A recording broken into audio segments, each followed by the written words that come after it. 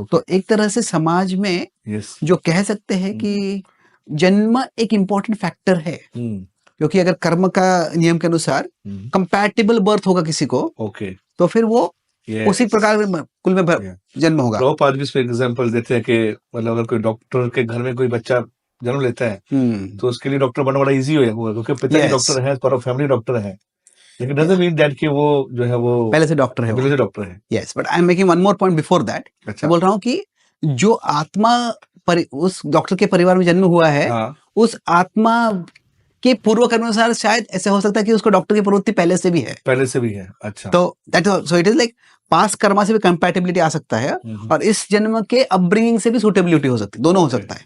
Okay okay पर भी इससे होता क्या है कि हमारा मन ऐसे है कि एक चीज अगर को इम्पोर्टेंट मान लेते हैं, उसको सबसे इम्पोर्टेंट बोल देते हैं। अच्छा और फिर जन्म इम्पोर्टेंट था, हाँ पर जन्म ये सोल फैक्टर नहीं था। समझ गया तो जब जन्म ही डिसाइडिंग फैक्टर हो गया हाँ कि ये शूद्र ही है, ये ब्राह्मण ही है, और इस प्रकार के गुण क्यों ना, फिर भी ये ब्राह्मण ही है। तो शूद्र है, उसमें अगर ब्राह्मण के गुण भी है तो भी वो शूद्र ही है। तो जो डिवीजन था वो नेचर के अनुसार था, स्वभाव के अनुसार था, और जन्म उसमें एक फैक्टर था, पर जन्म जो था वो सोल फैक्टर बन गया, एक इकलौता फैक्टर बन गया, तब से वो प्रॉब्लम आ गया।